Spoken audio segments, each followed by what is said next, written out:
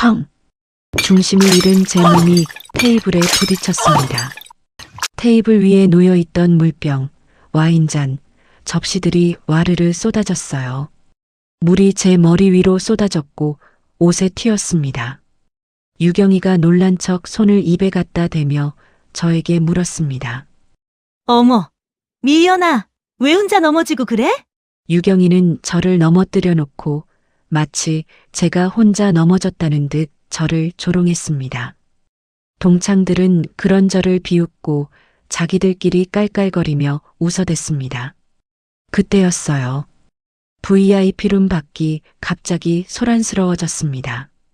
복도에서 여러 사람의 발소리가 들리더니 곧이어 VIP룸의 문이 활짝 열렸습니다. 갑자기 나타난 이 사람들은 대체 누구일까요? 과연 유경이는 끝까지 웃을 수 있을까요? 이야기를 시작하기 전에 혹시 구독과 좋아요 눌러주셨나요? 여러분의 한 번의 클릭이 모여 다음 이야기를 이어가는 큰 힘이 됩니다. 미연아, 그게 무슨 뜻이야? 유경이의 물음에 모든 동창들의 시선이 일제히 저를 향했습니다. 모든 대화가 멈췄고 분위기가 싸늘하게 식었습니다. 오직 스피커에서 흘러나오는 재즈 음악의 선율만이 어색한 침묵을 메우고 있었습니다. 유경이는 저를 똑바로 쳐다보며 다가왔습니다.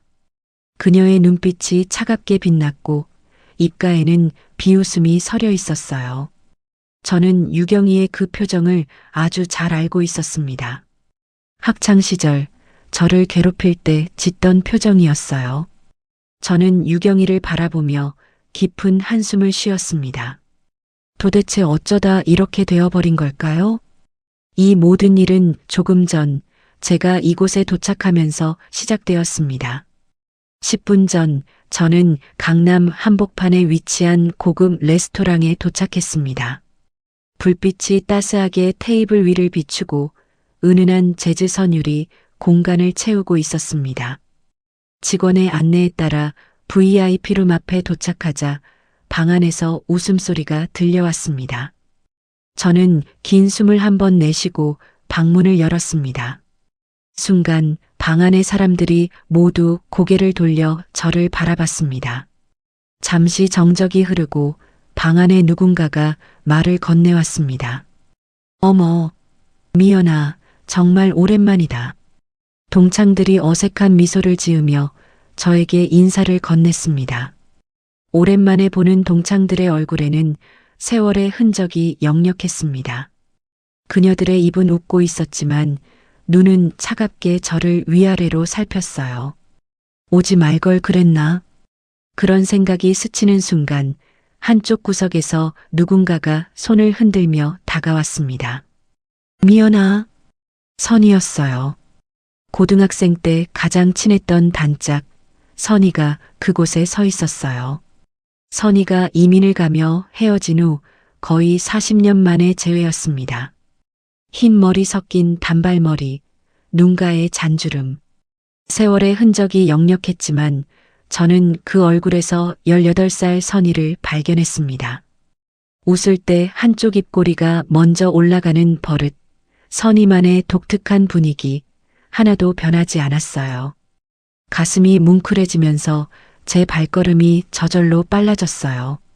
선이야, 미연아, 진짜 너지? 너무 보고 싶었어. 우리는 꼭 껴안았습니다. 선이의 얼굴을 보자 학창 시절로 돌아간 것 같은 기분에 설레었습니다. 그동안 어떻게 지냈어? 선이의 물음에 대답하려던 그때 VIP룸의 문이 활짝 열렸습니다. 순간 모든 시선이 입구로 쏠렸어요. 샤넬 트위드 재킷에 에르메스 버킨백을 든 여자가 당당하게 들어섰습니다. 허유경이었어요. 유경이를 보자 가슴 한켠이 답답해졌습니다.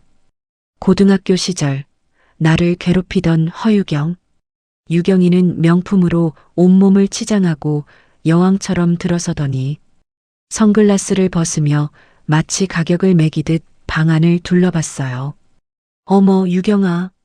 유경아, 어서 와. 동창들이 벌떡 일어나 자연스럽게 유경이에게로 몰려갔습니다. 유경이는 만족스러운 미소를 지으며 동창들의 환대를 받았습니다. 유경아, 너 요즘 엄청 잘 나간다며? 유경이는 겸손한 척 손을 내저었지만 입가의 미소는 더 커졌습니다. 그 정도는 아니야. 아니긴 뭐가 아니야. 내가 들은 얘기가 있는데. 동창이 부추기자 유경이는 흐뭇한 미소를 지었습니다. 우리 아들이 좀 잘 나가긴 하지. 그래. 무슨 일 하는데? 우리 아들이 잘 나가는 IT 회사 대표거든. 지금 다들 투자하려고 난리야. 동창들은 유경이의 얘기에 귀를 쫑긋 세우고 관심을 보였습니다. 유경이는 고개를 빳빳이 세우고 이야기를 이어갔습니다. 곧 상장할 거거든. 상장하면 주가가 최소 2~3배는 뛸 거야. 어머, 정말? 동창들이 놀라 물었습니다. 그럼 우리 아들이 요즘 그것 때문에 눈코 뜰 새 없이 바쁘잖아. 얼굴 한번 보기 힘들다니까. 유경이의 목소리는 자부심으로 가득 차 있었어요. 동창들도 점점 더 관심을 보이기 시작했습니다. 그럼 상장 전에 투자하면 대박 나는 거 아니야? 그런데 투자할 방법이 없지 않아? 아, 그건 내가 얘기해서 특별히 자리 만들어줄 수 있어. 우린 친구잖아. 유경이는 동창들에게 선심을 쓰듯 말했습니다. 친구들의 눈빛이 점점 더 반짝이기 시작했어요. 누군가는 머릿속으로 계산기를 두드리고 있었고 어떤 친구는 남편과 상의해 봐야겠다며 조심스럽게 관심을 내비쳤습니다. 친구들 중 한 명이 유경이에게 물었어요. 그런데 유경아, 너네 아들 회사 이름이 뭐야? 라운 소프트. 투자하겠다는 사람이 많아서 투자할 거면 빨리 얘기해줘. 자리가 별로 없어. 라운 소프트? 그 순간 샴페인을 마시던 제 손이 멈췄습니다. 몇 주 전 회사 책상 위에 올라와 있던 서류가 떠올랐습니다. 이건 아니지. 저는 잠시 망설였지만 결국 입을 열었습니다. 투자는 신중히 하는 게 좋을 것 같아. 제 목소리가 VIP룸에 울려 퍼졌습니다. 순간 모든 대화가 멈췄어요. 유경이를 비롯한 동창들의 시선이 일제히 나를 향했습니다. 분위기가 싸늘하게 식었고 유경이의 얼굴에서 웃음기가 사라졌어요. 동창들은 어색하게 서로를 쳐다보며 유경이의 눈치를 봤습니다. 스피커에서 흘러나오는 재즈 음악의 선율만이 어색한 침묵 사이를 메우고 있었습니다. 유경이가 천천히 고개를 돌려 저를 똑바로 쳐다봤습니다. 그녀의 눈빛은 차갑게 빛났고 입가에는 비웃음이 서려 있었어요. 미연아, 그게 무슨 뜻이야? 유경이의 눈빛이 날카로워졌습니다. 조명 아래 그녀의 얼굴은 차갑게 굳어 있었어요. 유경이는 팔짱을 낀 채 저를 노려보며 한 걸음 다가왔습니다. 미연아, 그게 무슨 뜻이야? 투자를 신중히 하라는 게? 유경이의 목소리에는 날이 서 있었어요. 주변 동창들도 숨을 죽이며 저희를 지켜봤습니다. 방 안의 공기가 서늘해졌어요. 저는 최대한 침착하게 대답했습니다.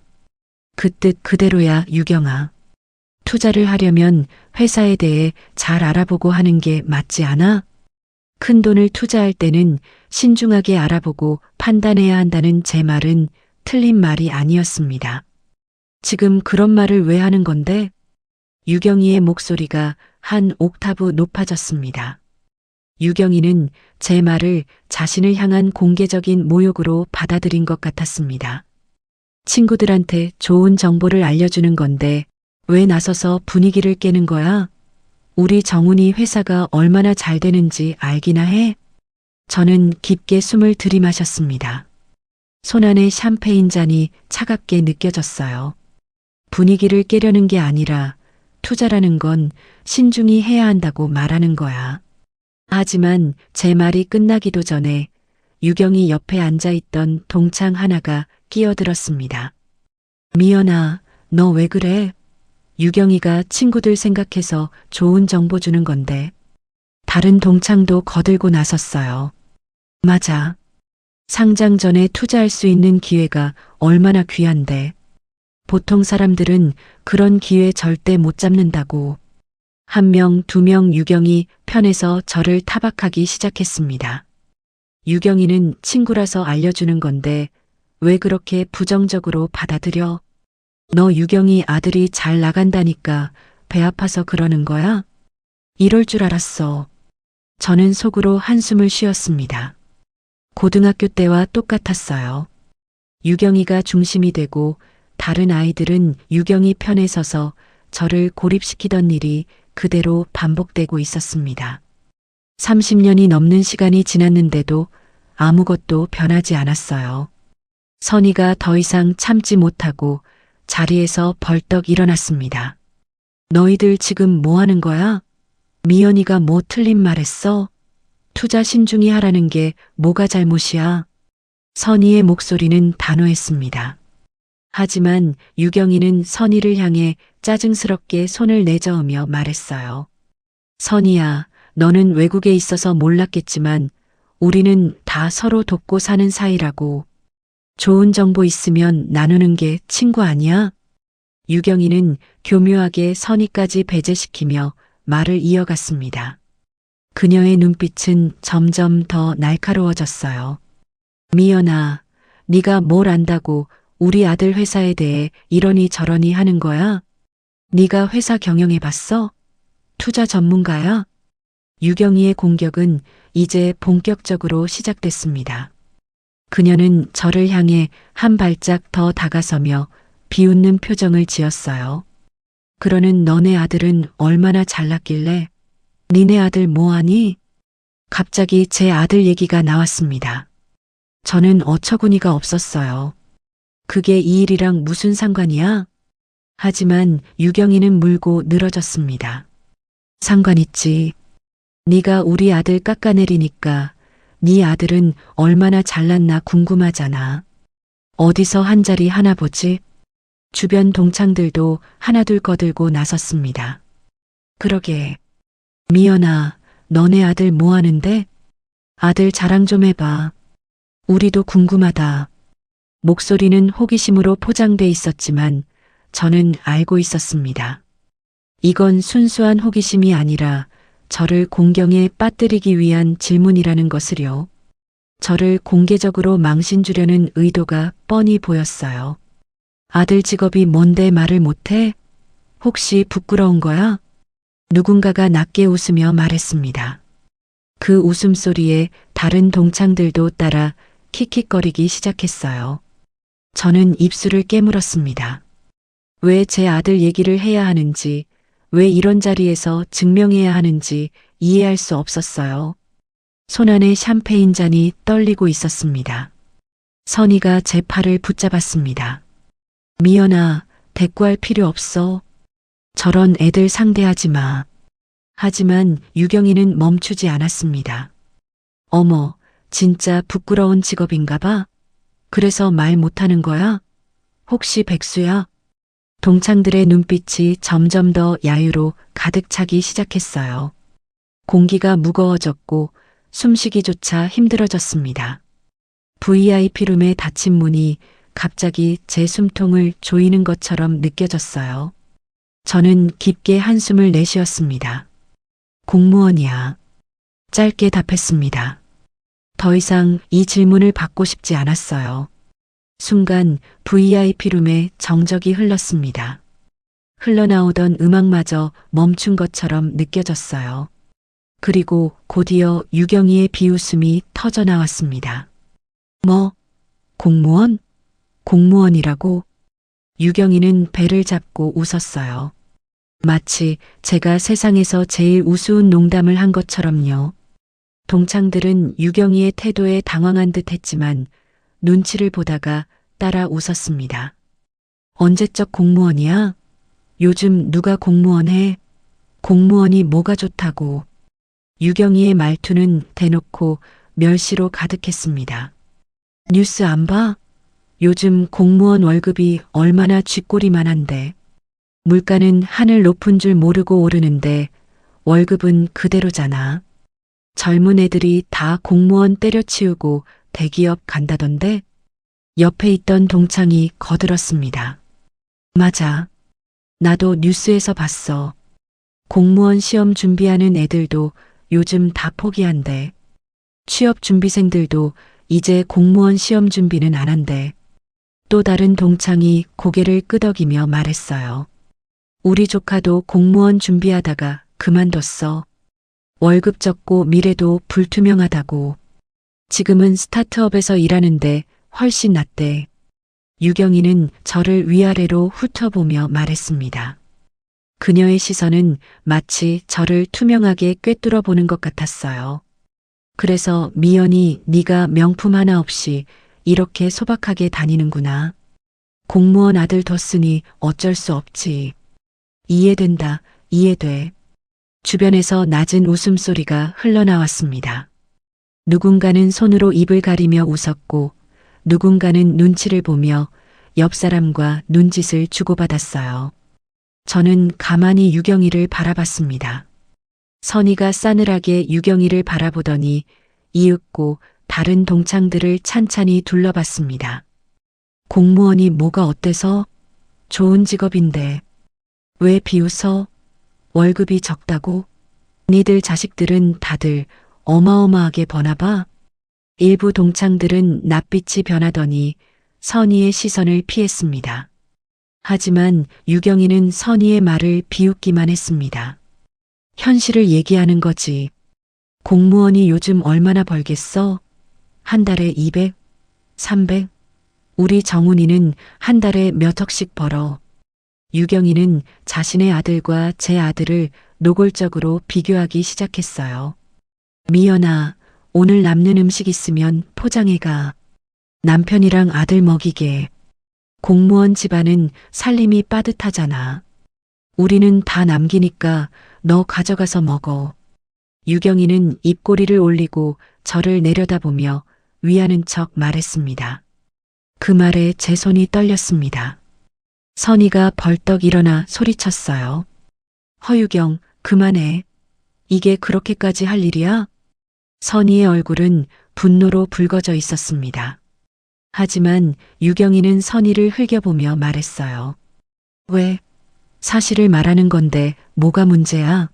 선희, 너 외국 살아서 한국 물가 모르지? 요즘 서울에서 공무원 월급 가지고 어떻게 살아? 유경이는 다시 저를 향해 고개를 돌렸습니다.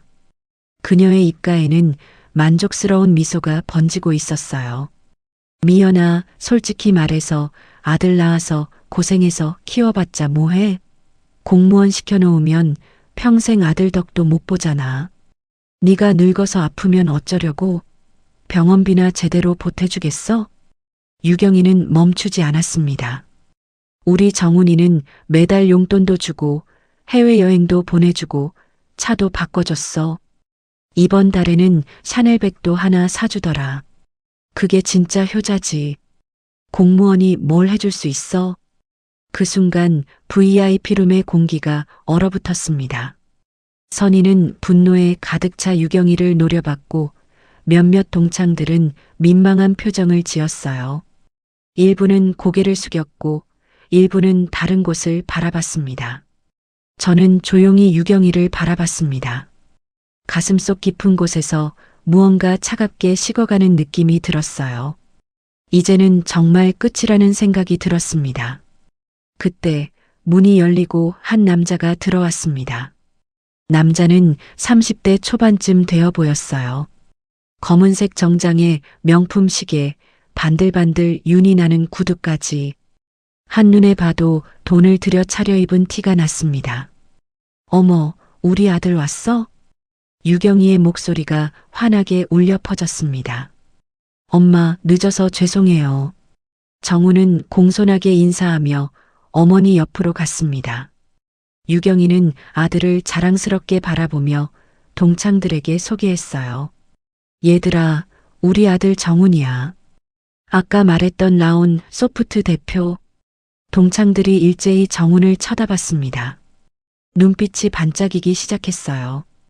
어머, 진짜 잘생겼다. 정말 번듯해 보이네. 어린 나이에 벌써 대표님이라니 대단하네. 동창들은 정훈에게 몰려들어 칭찬을 쏟아냈습니다. 정훈은 겸손한 척 손을 내저었지만 입가의 미소는 숨기지 못했어요. 과찬이십니다.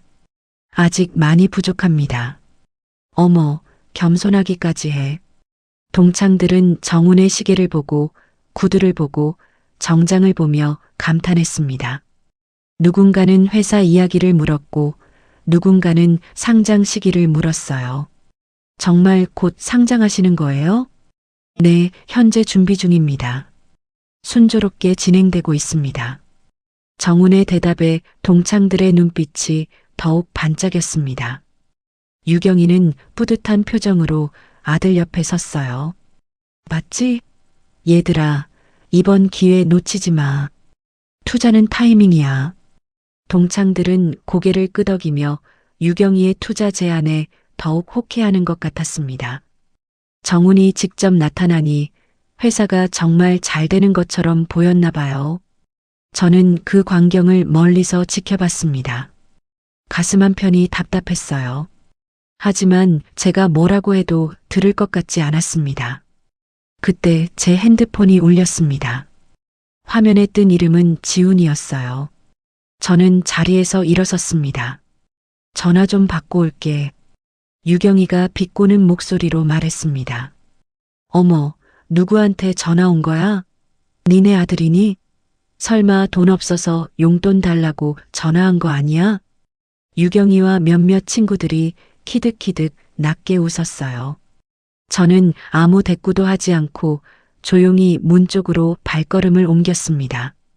지훈이의 전화를 받아야 했어요. 그때였습니다.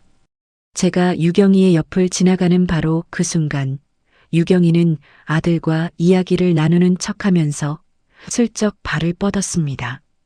제 발이 유경이의 발에 걸렸습니다. 아! 순간 몸의 균형이 무너졌어요. 저는 비틀거리며 앞으로 쓰러졌습니다. 쾅! 제 몸이 옆에 있던 서빙 테이블에 부딪혔습니다. 테이블 위에 놓여있던 물병, 와인잔, 접시들이 와르르 쏟아졌어요. 물이 제 머리 위로 쏟아졌고 와인이 옷에 튀었습니다. 음식이 바닥에 떨어지며 사방으로 흩어졌어요. VIP룸안이 순식간에 아수라장이 됐습니다. 미연아. 선희가 비명을 지르며 달려왔습니다. 선희는 바닥에 쓰러진 저를 부축했어요. 저는 천천히 몸을 일으켰습니다. 머리에서 물이 뚝뚝 떨어졌고 옷은 온통 물과 와인으로 젖어 있었어요. 손바닥이 따끔거렸습니다. 넘어지면서 바닥에 긁힌 모양이었어요. 미연아, 괜찮아? 선희가 걱정스러운 목소리로 물었습니다. 저는 고개를 끄덕였어요. 선희는 벌떡 일어나 유경이를 똑바로 쳐다봤습니다. 허유경, 이게 뭐 하는 짓이야? 선희의 목소리는 분노로 떨리고 있었습니다. 유경이는 놀란 척 손을 입에 갖다 댔어요. 어머, 미연아, 괜찮아? 왜 혼자 넘어지고 그래? 유경이의 목소리는 걱정하는 척했지만 눈빛은 차갑게 빛나고 있었습니다. 미연아, 적당히 마시지 그랬어. 취해서 넘어지고 이게 무슨 추태니? 그 말에 몇몇 동창들이 웃기 시작했습니다. 거짓말하지 마. 내가 발 꺼는 거 내가 똑똑히 봤어. 선희가 유경이를 향해 소리쳤습니다. 하지만 유경이는 태연하게 고개를 저었어요. 발을 걸다니 무슨 소리야? 나는 여기 서서 아들하고 얘기하고 있었어. 유경이는 주변 동창들을 둘러봤습니다. 얘들아, 너희도 봤지? 나 여기 그냥 서 있었잖아. 유경이의 눈빛에 동창들은 서로의 얼굴을 쳐다봤습니다. 잠시 침묵이 흘렀어요. 나는 잘 못 봤는데. 나도.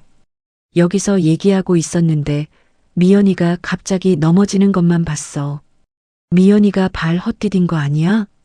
한 명, 두 명 유경이 편을 들기 시작했습니다.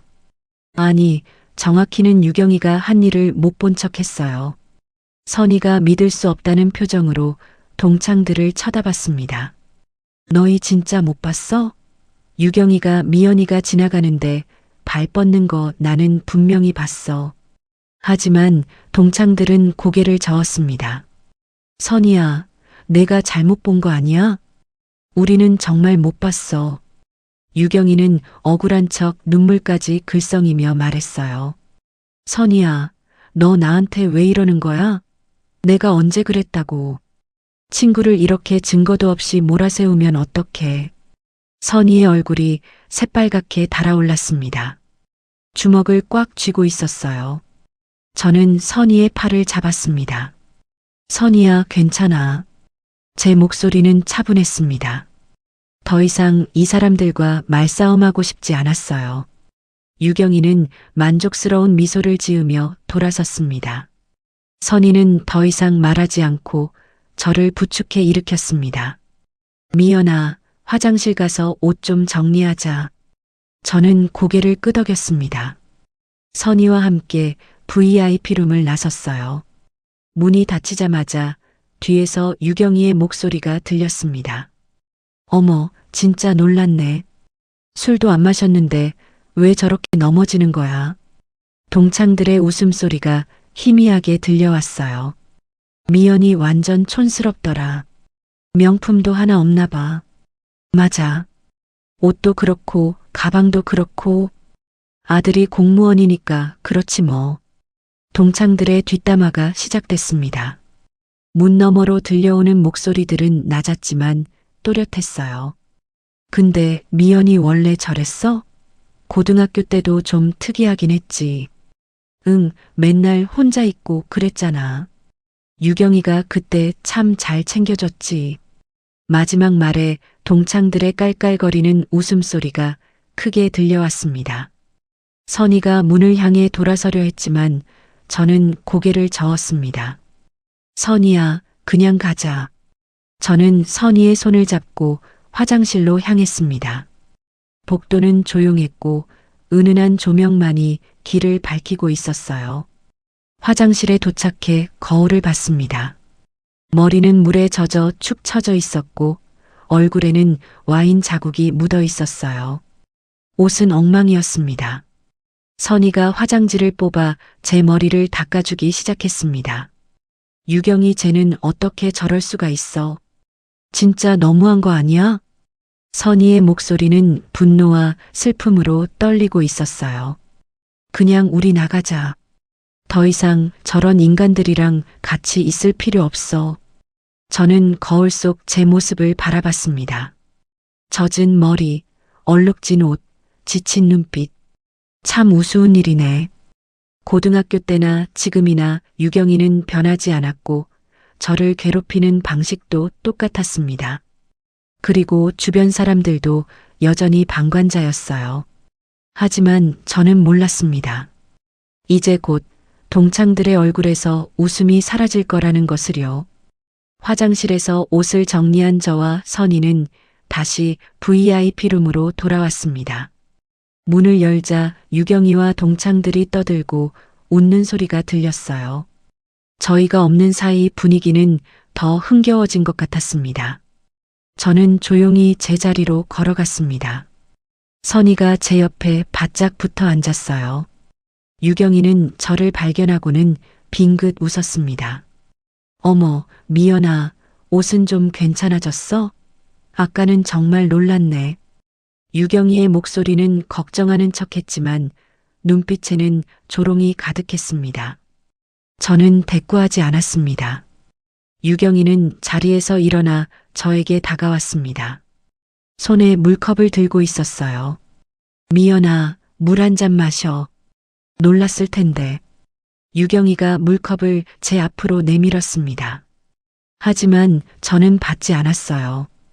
유경이는 어깨를 으쓱하며 물컵을 테이블 위에 툭 내려놓았습니다. 친구가 걱정해서 그러는 건데 왜 그렇게 차갑게 구는 거야? 그 순간이었습니다. VIP룸 밖이 갑자기 소란스러워졌습니다.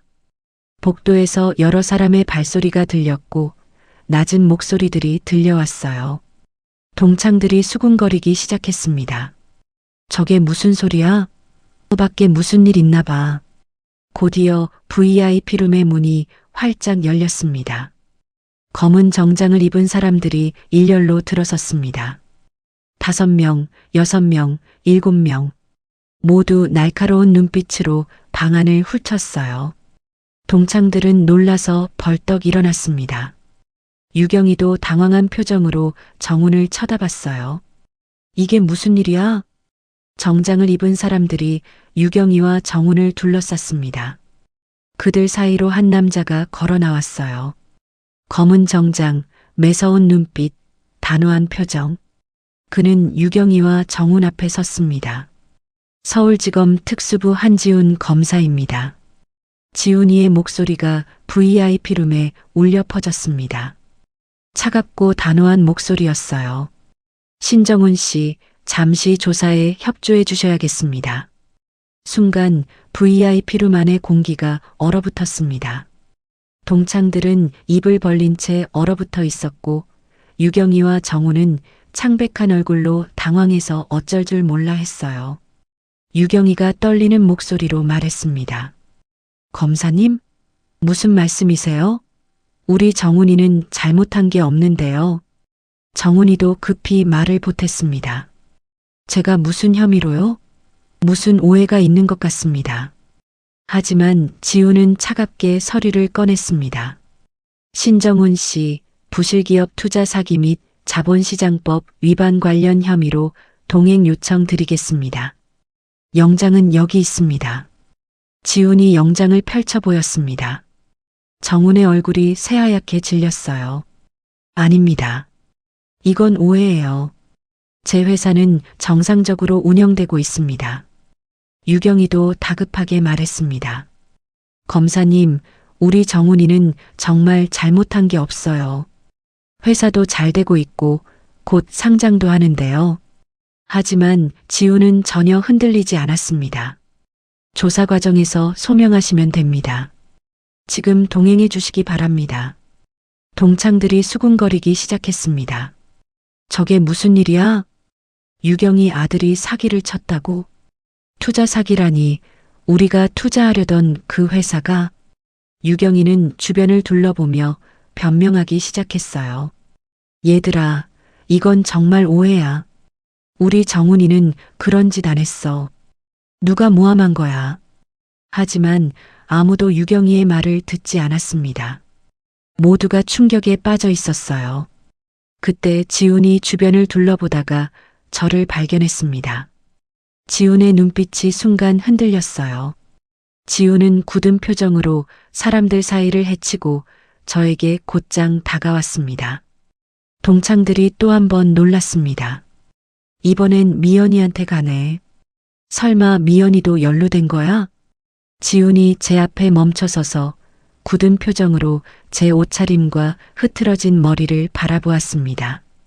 엄마, 어떻게 된 거예요? 지훈의 목소리는 걱정으로 가득 차 있었습니다.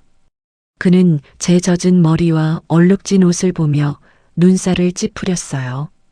순간 VIP룸 안의 모든 것이 멈춘 것 같았습니다. 엄마. 그 한 단어가 공기 중에 떠돌았어요. 동창들은 입을 벌린 채 저와 지훈을 번갈아 쳐다봤습니다. 유경이도 믿을 수 없다는 표정으로 눈을 크게 떴어요. 엄마라고? 누군가가 떨리는 목소리로 중얼거렸습니다. 저 검사가 미연이 아들이라고? 하지만 미연이 아들은 공무원이라고 했잖아. 검사도 공무원이 맞긴 하지. 미연이 아들이 검사였어? 동창들의 속삭임이 물결처럼 번져갔습니다. 지훈은 여전히 저를 걱정스럽게 바라보고 있었어요. 엄마, 옷이 왜 이래요? 무슨 일 있었어요? 선희가 지훈 앞으로 한 걸음 나섰습니다. 그녀의 목소리는 단호했어요. 검사님, 누가 엄마를 넘어뜨렸어요. 지훈의 눈빛이 차갑게 변했습니다. 누가 엄마를 넘어뜨렸다고요? 지훈의 목소리는 낮았지만 그 안에는 분노가 담겨 있었습니다. 바로 저 사람입니다.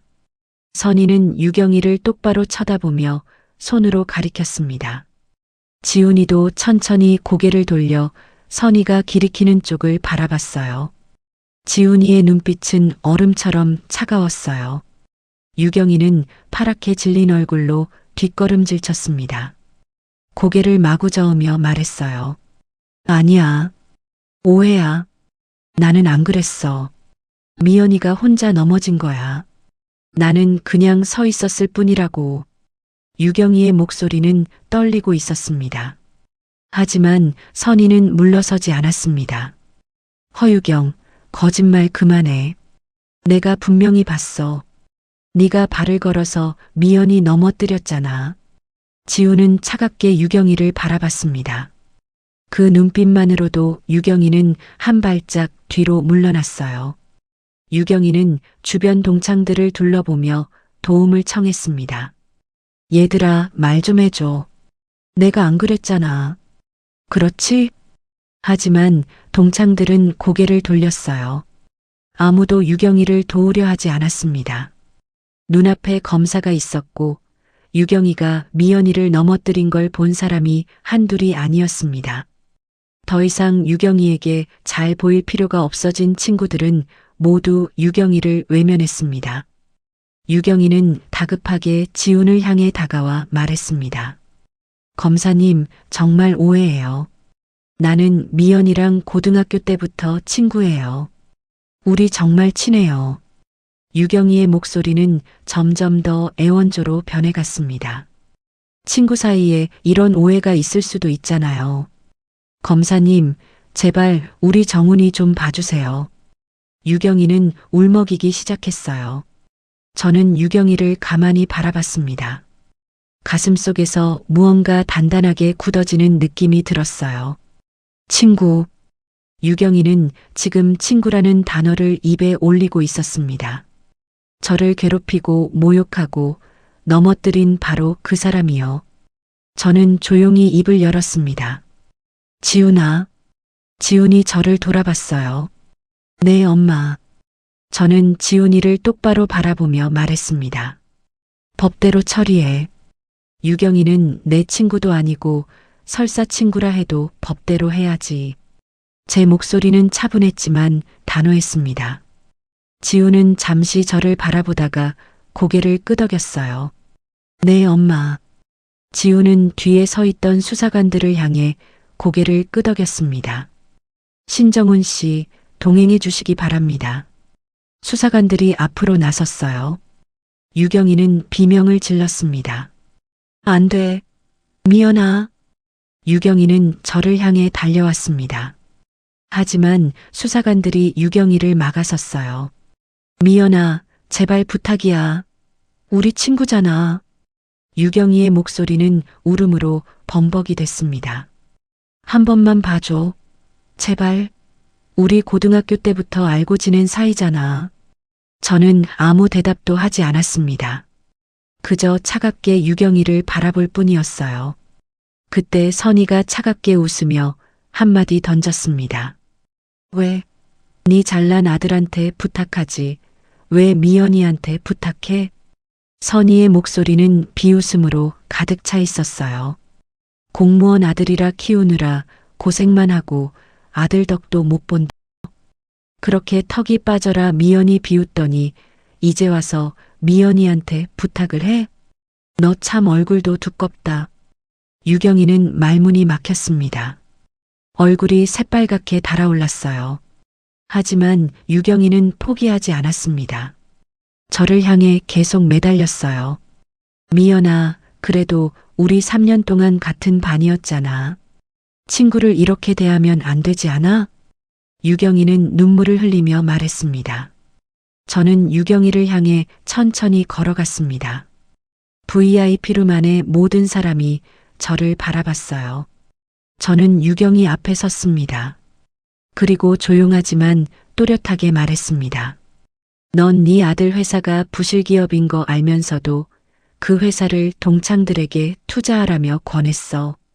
그게 네가 말하는 친구를 대하는 방식이야? 순간 VIP룸 안이 얼어붙었습니다. 동창들이 일제히 유경이를 쳐다봤어요. 뭐라고?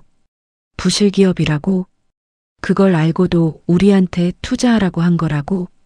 동창들의 혼란스러운 목소리가 여기저기서 터져나왔습니다. 유경이는 고개를 마구 저었어요. 아니야. 그게 아니라, 하지만 저는 계속 말했습니다. 네 아들이 대표로 있는 라온 소프트는 신용등급이 최하위야.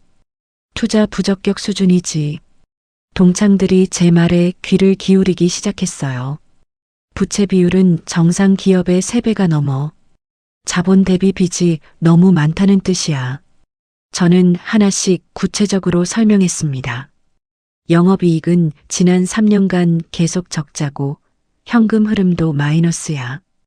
회사가 돌아가는 게 아니라 빚으로 연명하고 있는 거지. 동창 하나가 떨리는 목소리로 물었어요. 그럼 상장은? 저는 고개를 저었습니다. 상장 심사도 통과 못해. 이런 재무 상태로는 증권거래소에서 승인이 날 리가 없어. 동창들의 얼굴이 창백해졌습니다. 그럼 우리가 투자했으면 전부 날릴 뻔했다는 거야? 저는 고개를 끄덕였어요. 유경이에게 동창들의 분노한 눈빛이 쏟아졌습니다. 유경이는 입술을 떨었습니다. 동창 하나가 물었어요. 미연아, 그런데 그걸 내가 어떻게 알아? 그런 건 회사 내부 정보 아니야? 저는 잠시 숨을 고르고 대답했습니다. 나 SD투자증권 다녀. 투자심사본부에서 일하고 있어서 알고 있었어. 동창들이 일제히 놀란 표정으로 저를 쳐다봤습니다. 동창 하나가 휴대폰을 꺼내 검색을 하기 시작했어요. 어머, 진짜네. SD투자증권 투자심사본부 상임이사 김미연. VIP룸 안에 또다시 충격이 퍼졌습니다. 뭐? 상임이사? 우리가 아는 그 SD투자증권 말하는 거야? 거기 업계 일이 아니야? 미연이가 거기 상임이사라고? 동창들의 술렁이며 저를 쳐다봤습니다. 저를 바라보는 시선이 완전히 달라져 있었습니다. 저는 담담하게 말을 이어갔습니다. 라온 소프트는 몇 달 전에 우리 회사에 투자 심사를 의뢰했어. 우리 회사에서 검토했다가 투자를 거부했지. 저는 동창들을 차례로 쳐다보며 말했습니다. 부실기업이라 투자 가치가 없다고 판단했어. 회사 상태가 너무 심각해서 내 기억에 남을 정도였어. 동창들은 입을 벌린 채 저를 바라봤습니다. 그러니까 미연이는 SD투자증권 상임이사고 아들은 검사라는 거야? 누군가가 중얼거렸어요. 유경이는 말을 잇지 못했습니다. 그저 입만 벙긋거릴 뿐이었어요. 저는 마지막으로 말했습니다. 그러니까 내가 말하는 친구를 대하는 방식이 뭔지 나도 이제 잘 알겠어. 유경이는 털썩 주저앉으며 울음을 터뜨렸습니다. 지훈이 다시 한번 지시했습니다. 동행해 주시기 바랍니다. 수사관들이 정훈을 데리고 나갔습니다. 유경이는 끌려가는 정훈을 보며 소리쳤습니다. 검사님, 제발 한 번만 기회를 주세요. 유경이의 목소리는 절박했어요. 지훈은 유경이를 향해 천천히 고개를 돌렸습니다. 그의 목소리는 차갑고 단호했어요. 죄의 경중은 법정에서 판단합니다. 지훈은 한치의 흔들림도 없이 원칙대로 선을 그었습니다. 유경이는 더 이상 말을 잇지 못하고 고개를 떨구었어요. 수사관들이 정훈을 데리고 VIP룸 밖으로 나갔습니다. 유경이는 정훈을 따라가면서 도움을 구하듯 계속 뒤를 돌아봤어요. 하지만 동창들은 약속이나 한 듯 모두 유경이를 싸늘하게 외면했습니다. 저는 더 이상 유경이를 보지 않았습니다. 그저 조용히 제자리에 섰을 뿐이었어요. 지훈이 저에게 다가왔습니다. 엄마, 업무 중이라 먼저 가봐야 할 것 같아요. 집에서 봬요. 지훈의 목소리는 다시 부드러워졌어요. 그래, 지훈아. 조심해서 가렴. 지훈은 고개를 끄덕이고 동창들을 향해 가볍게 인사했습니다. 실례했습니다. 그리고 수사관들을 따라 VIP룸을 떠났어요. 문이 닫히자 동창들이 일제히 저에게 몰려들었습니다. 동창 중 한 명이 저에게 조심스럽게 물었습니다. 미연아, 아까 그 말 정말이야? 네가 정말 SD투자증권 이사야? 저는 한숨을 쉬고 대답했습니다. 그래, 맞아. 저는 동창들을 한 명씩 똑바로 바라보며 말했습니다. 내가 투자는 신중히 하라고 한 건 다 너희들을 위해서 한 말이었어. 너희들이 사기당하는 걸 막으려고 한 말이었어. 어느새 동창들의 태도가 완전히 달라져 있었어요. 아까까지 저를 무시하고 비웃던 사람들이 이제는 굽실거리며 다가왔습니다. 미연아, 아까는 오해가 있었어. 우리가 몰라서 그랬어. 미안해. 누군가는 제 팔을 붙잡으려 했고 누군가는 명함을 꺼내 들었어요. 미연아, 우리 나중에 밥 한번 먹자. 미연아, 명함 교환하자. 하지만 저는 한 발짝 뒤로 물러섰습니다. 미안하지만 저는 이만 가볼게. 제 목소리는 차분했지만 단호했어요. 선희가 제 옆에 섰습니다. 갈까, 선희야? 선희는 고개를 끄덕였습니다. 동창들이 더 매달렸어요. 미연아, 잠깐만. 우리 얘기 좀 하자. 아까는 정말 미안했어. 하지만 저는 뒤돌아보지 않았습니다. 선희와 함께 VIP룸 문을 향해 걸어갔어요. 미연아, 다음 동창회 때는 꼭 나와줘. 미연아. 동창들의 목소리가 뒤에서 들려왔지만 저는 멈추지 않았습니다. 문을 열고 나섰어요. 복도의 시원한 공기가 얼굴을 스쳤습니다. 선희가 제 어깨를 토닥이며 말했어요. 미연아, 속 시원하다. 진짜? 저는 빙긋 웃었습니다. 응, 나도. 우리는 나란히 복도를 걸어 레스토랑을 빠져나갔어요. 뒤에서 VIP룸 문이 닫히는 소리가 들렸습니다. 저는 깊게 숨을 들이마셨어요. 밖의 공기는 상쾌했습니다. 선희가 물었어요. 이제 어떻게 할 거야? 저는 하늘을 올려다보며 말했습니다. 집에 가서 남편이랑 아들이랑 저녁이나 먹어야지. 오늘 너무 늦었어. 선희가 웃었어요. 그래, 가족이 제일 중요하지. 우리는 나란히 거리를 걸었습니다. 강남의 네온 사인이 반짝이고 있었어요. 집 현관문을 열고 들어서자 따뜻한 불빛이 저를 반겼습니다. 거실에서 남편이 소파에 앉아 책을 읽고 있었어요. 여보, 왔어? 남편 준석이 고개를 들었습니다. 그리고 제 모습을 보는 순간 깜짝 놀라며 벌떡 일어났어요. 당신 무슨 일이야? 옷이 왜 그래? 머리는 왜 그렇고? 남편은 급히 다가와 제 얼굴을 살폈습니다. 옷에 묻은 얼룩은 완전히 지워지지 않은 상태였어요. 괜찮아, 별일 아니야. 씻고 올게. 그래. 감기 들겠다. 우선 씻고 얘기하자. 제가 씻고 옷을 갈아입고 나오자 남편이 제 손을 잡으며 소파에 앉혔습니다. 도대체 무슨 일이 있었던 거야? 저는 깊게 숨을 들이마시고 오늘 동창회에서 있었던 일을 차근차근 이야기했습니다. 유경이의 투자 권유, 저를 모욕하던 말들, 일부러 넘어뜨린 일까지. 준석의 얼굴이 점점 굳어졌어요. 어떻게 그런 짓을 할 수가 있어? 준석의 목소리에는 분노가 담겨 있었습니다. 그때 현관문이 열리는 소리가 들렸어요. 엄마, 아빠, 저 왔어요. 지훈이었습니다. 지훈은 거실로 들어오더니 저를 보고 걱정스러운 표정을 지었어요.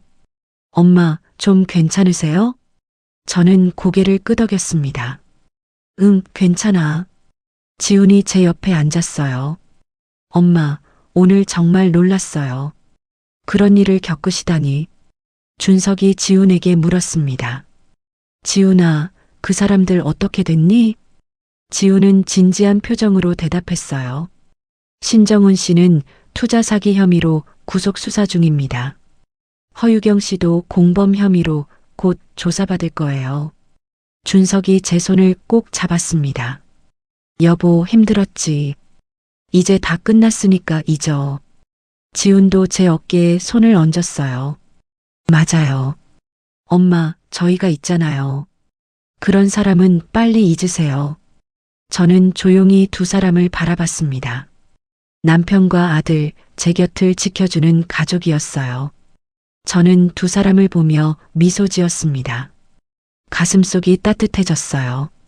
고마워, 둘 다. 우리는 그렇게 거실에서 오랜 시간 이야기를 나눴습니다.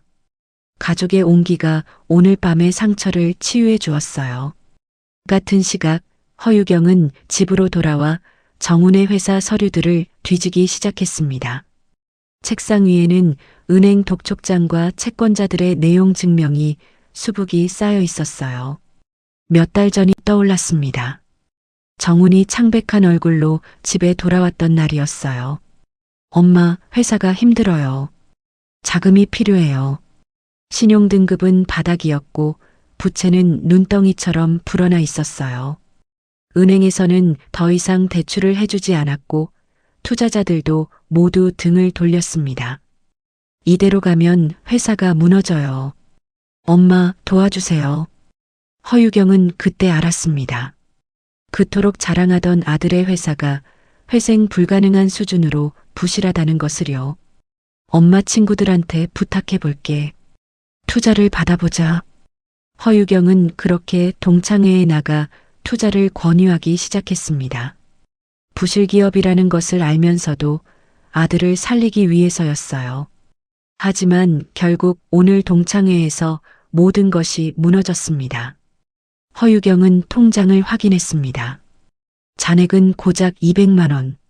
정훈의 빚을 갚느라 그녀의 저축은 바닥이 났어요. 명품 가방들을 하나씩 꺼냈습니다. 샤넬, 에르메스, 루이비통. 동창회에서 자랑하던 그 가방들이었어요. 하지만 그것들은 모두 할부로 산 것들이었습니다. 카드 대금은 아직 다 갚지도 못했어요. 옷장을 열었습니다. 명품 옷들이 주르륵 걸려 있었지만 그것들도 마찬가지였습니다. 빚으로 산 허울뿐인 명품들이었어요. 허유경은 한숨을 쉬었습니다. 겉으로는 화려해 보였지만 실제로는 빈털터리에 불과했어요. 그녀는 변호사 사무실에 전화를 걸기 시작했습니다. 여러 곳에 전화를 걸었지만 그녀가 가진 돈으론 착수금도 낼 수가 없었습니다. 대출은 이미 한도까지 받은 상태라 더 이상 대출도 받을 수 없었습니다. 허유경의 손이 떨렸습니다. 200만 원으로 무엇을 할 수 있겠어요? 결국 허유경은 국선 변호사를 알아봤습니다. 하지만 투자 사기 같은 경제 사건에는 국선 변호사 선임이 어렵다는 답변만 돌아왔어요. 결국 그녀는 아무것도 할 수 없었습니다. 아들을 구하고 싶었지만 가진 것이 아무것도 없었어요. 동창회에서 으스대던 자신의 모습이 떠올랐습니다. 명품으로 치장하고 아들 자랑을 하고 친구들을 무시하던 그 모습이요. 그 모든 것이 허상이었습니다. 이제 남은 것은 구속된 아들과 쌓인 빚뿐이었어요. 허유경은 결국 주변 사람들에게 전화를 걸기 시작했습니다. 연락처를 아는 모든 친구에게 전화를 걸었어요. 누구라도 정훈을 도와주길 바랬습니다.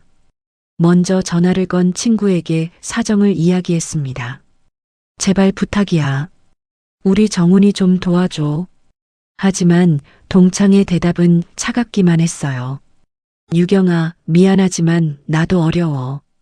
그리고 솔직히 말하면 친구라면서 어떻게 우리한테 사기를 치려고 했어? 아니야. 그게 아니라 됐어. 연락하지 마. 전화가 끊겼습니다. 허유경은 다른 동창에게도 전화를 걸었어요. 하지만 결과는 똑같았습니다. 유경아, 나 너 때문에 전 재산 날릴 뻔했어. 생각만 해도 끔찍해. 앞으로 연락하지 마.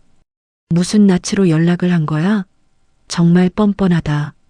한 명, 두 명, 모든 동창이 유경을 외면했습니다. 친구라고 생각했던 사람들이 모두 등을 돌렸어요.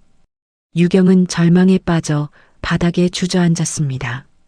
이튿날 허유경은 구치소로 정훈을 면회하러 갔습니다. 철창 너머로 정훈이 앉아 있었어요. 정훈아. 유경은 눈물을 흘리며 정훈을 불렀습니다. 정훈은 지친 표정으로 앉아 있었어요. 엄마, 변호사는 구했어요? 유경은 고개를 떨구었습니다. 아직 알아보는 중이야. 정훈의 얼굴이 일그러졌어요. 알아보는 중이라니요. 빨리 구해야 한다니까요. 유경은 다급하게 말했습니다.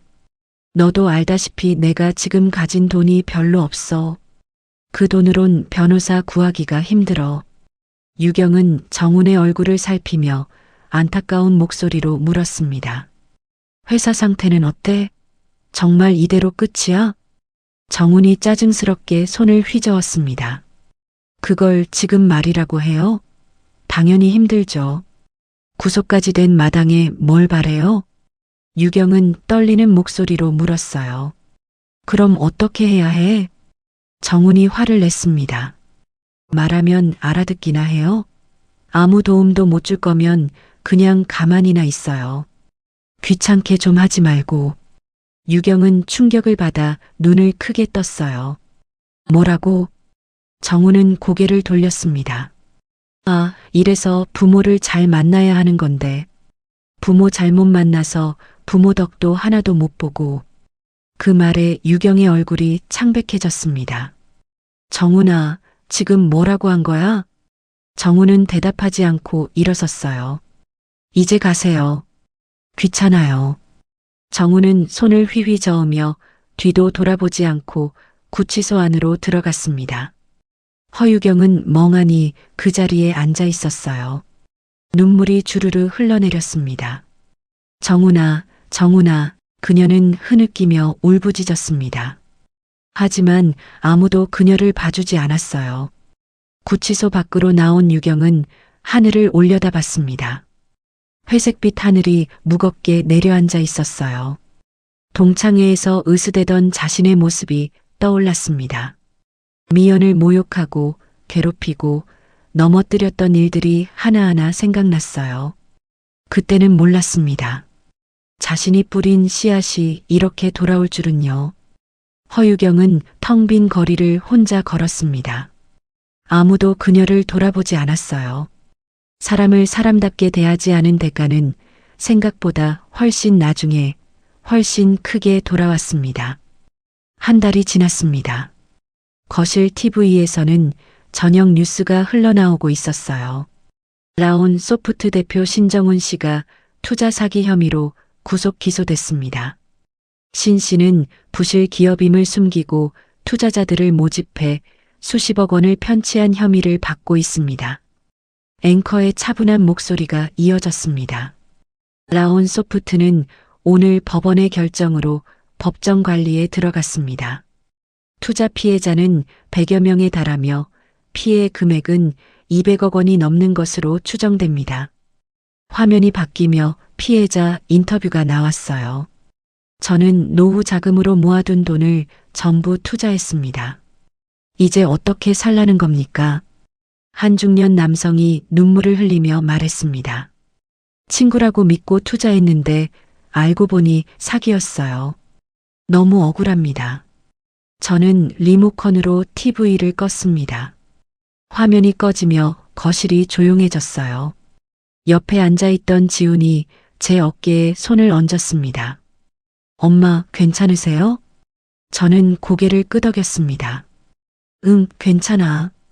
지훈은 잠시 생각하더니 조용히 말했어요. 사람이 법을 잠깐 피해갈 수는 있어도 평생 피해갈 순 없어요. 잘못을 저질렀으면 죗값을 받아야죠. 지훈의 목소리는 차분했지만 단호했습니다. 며칠 후 선희에게서 전화가 왔습니다. 미연아, 동창들이 나한테 연락 왔어. 선희의 목소리는 조심스러웠어요. 뭐래? 저는 담담하게 물었습니다. 너한테 사과하고 싶대. 이번 동창회에 꼭 나와달라고 부탁하더라. 저는 한동안 아무 말도 하지 못했습니다. 선희가 말을 이었어요. 미연아, 전달해달래서 전해주긴 하는데 내키지 않으면 안 가도 돼. 걔네가 무슨 자격으로 너한테 나오라고 하는 건지 모르겠어. 저는 깊게 숨을 들이마셨습니다. 생각해 볼게, 선희야. 결국 저는 동창회에 나가기로 했습니다. 정리가 필요했어요. 동창회가 열린 호텔 연회장에 들어섰습니다. 샹들리에가 반짝이고 테이블마다 꽃이 놓여 있었어요. 동창들이 저를 보더니 일제히 일어났습니다. 미연아, 왔구나. 미연아, 와줘서 고마워. 동창들이 저에게 다가왔어요. 미연아, 지난번에는 정말 미안했어. 우리가 잘못 생각했어. 용서해줘. 동창들은 저에게 사과하며 손을 잡았습니다. 미연아, 다시 잘 지내자. 우리 친구잖아. 저는 조용히 동창들의 말을 듣고 있었습니다. 그때 한 동창이 말했습니다. 그나저나 유경이 걔 정말 너무하지 않니? 다른 동창들도 맞장구 쳤어요. 맞아. 우리를 완전히 속였잖아. 친구를 뭘로 받길래 사기를 치려고 해. 애초에 그런 애였어. 고등학교 때부터 성격 더럽기로 유명했잖아. 동창들은 유경을 마구 깎아내리기 시작했습니다. 완전 사기꾼이야. 아들도 그렇고 명품만 걸치고 다니더니 알고 보니 다 빚이었대. 꼴 좋다. 자업자득이지 뭐. 저는 그 모습을 조용히 지켜봤습니다. 얼마 전까지 유경이 편에 서서 저를 비웃던 사람들이 이제는 유경이를 험담하고 있었어요. 저는 선희를 바라보며 말했습니다. 선희야, 그만 가자. 선희는 고개를 끄덕이고 자리에서 일어났어요. 어머, 미연아, 벌써 가? 조금만 더 있다가. 동창들이 저를 붙잡으려 했습니다. 이만 가볼게. 일찍 들어가야 해서. 미연아, 다음에 또 보자. 연락할게. 동창들이 뒤에서 소리쳤지만 저는 뒤돌아보지 않았습니다. 선희와 함께 연회장을 빠져나온 저는 핸드폰을 꺼냈습니다. 핸드폰에는 동창회 단체 대화방이 떠 있었어요. 저는 잠시 망설이다가 조용히 나가기 버튼을 눌렀습니다. 한결 편해진 마음으로 선희를 보며 저는 말했습니다. 선희야, 사실은 말이야. 저번 동창회에 오랜만에 나간 건 내가 온다는 소식을 들어서였어. 너를 만나고 싶었거든. 선희가 빙긋 웃었어요. 나도 그래. 오랜만에 한국에 들어왔는데 네가 너무 보고 싶더라. 그래서 동창회에 나간 거야. 우리는 서로를 보며 웃었습니다. 마음이 통하는 느낌이었어요. 선희가 말했습니다. 미연아, 나 곧 한국으로 완전히 들어올 것 같아. 저는 반가워서 선희의 손을 잡았어요. 정말? 그럼 자주 볼 수 있겠네. 선희가 핸드폰을 꺼냈습니다. 미연아, 내가 그림 관련 모임을 하나 발견했어. 너 예전부터 그림 그리는 거 관심 있었잖아. 저는 화면을 들여다봤어요. 수채화 모임이었습니다. 가슴이 뭉클했습니다. 그걸 아직도 기억하고 있어? 그게 몇 년 전인데. 선희가 당연한 걸 묻는다는 듯 대답했어요. 당연히 기억하지. 넌 내 가장 친한 친구였잖아. 이민 가서도 외로울 때 네 생각 많이 했어. 선희의 말에 마음이 따뜻해졌어요. 선희처럼 좋은 친구를 다시 만날 수 있어서 다행이었습니다. 나 한국 들어오면 우리 같이 가입하자. 새로운 사람들 만나고 그림도 배우고. 저는 환하게 웃었습니다. 그래, 좋아. 그러자. 우리는 한참을 이야기했어요. 앞으로의 계획, 새로운 시작에 대해서요. 따스한 바람이 온몸을 감쌌습니다. 새로운 계절이 시작되고 있었어요. 오늘 사연 재밌게 들으셨나요? 구독과 좋아요 눌러주시면 다음 사연을 이어나가는데 큰 힘이 됩니다. 시청해주셔서 감사합니다.